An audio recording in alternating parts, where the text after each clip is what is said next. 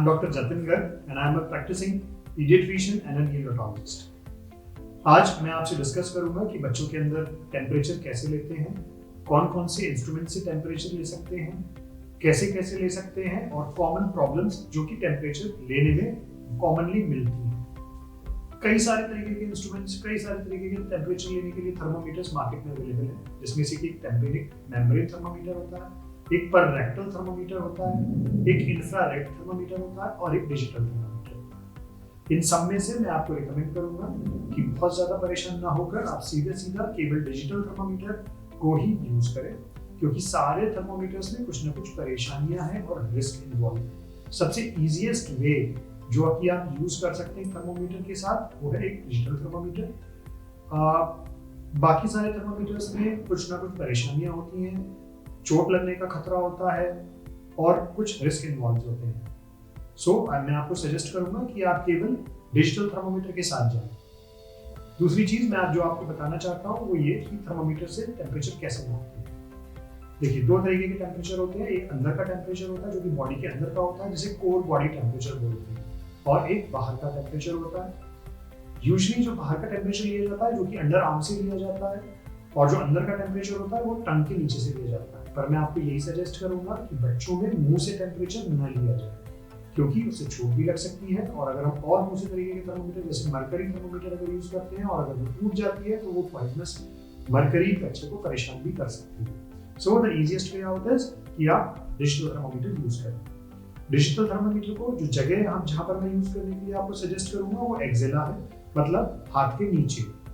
Digital thermometer को आप bulb को स्विच ऑन करने के बाद 1 मिनट तक एक्सेला में लगाने के बाद वेट करें जब तक वो बीप ना करे, और जब वो बीप करे तो आप टेम्परेचर रीड करें। This is the easiest way out, but make it sure कि जो बल्ब है, जो थर्मामीटर का बल्ब है, वो टच कर रहा हो स्किन को और एयर के कंटैक्ट के बजाय स्किन के कंटैक्ट में हो। इसके लिए आपको फर्मली थर्मोमीटर को लगाना होगा इस एक्सेला में और अच्छे से आर्म को प्रेस करके रखना होगा फॉर 1 मिनट और till the thermometer beeps. When the thermometer beeps, आपको उसके अंदर टेम्परेचर नोट करना होगा, जो नोट करके आप अपने रिकॉर्ड्स में रख सकते हैं। दूसरी चीज इसके बाद जो मैं आपसे डिस्कस करना चाहूंगा, जो कॉमन प्रॉब्लम्स यूजुअली हम लोग फेस करते हैं वो ये है, सारे थर्मोमीटर्स के साथ ये हो सकता है कि गलत टेम्परेचर रिकॉर्ड हो। उसके लिए बेसिकली करना ये होता है कि हमें जिस भी कॉन्टैक्ट में थर्मोमीटर आ रहा है that surface should be dry. कोई भी ऑयल अप्लाई नहीं होना चाहिए, पसीने नहीं आ रहे होने चाहिए। अगर ये सब होता है, अगर मान लीजिए ऑयल लगा होगा तो there can be error in temperature measurement. If there are lot of sweats then there can be error in measurements and all in all. So make it sure जिस भी सरफेस पर थर्मोमीटर कॉन्टैक्ट कर रहा है that should be dry and there should not be any oil, there should not be any sweats.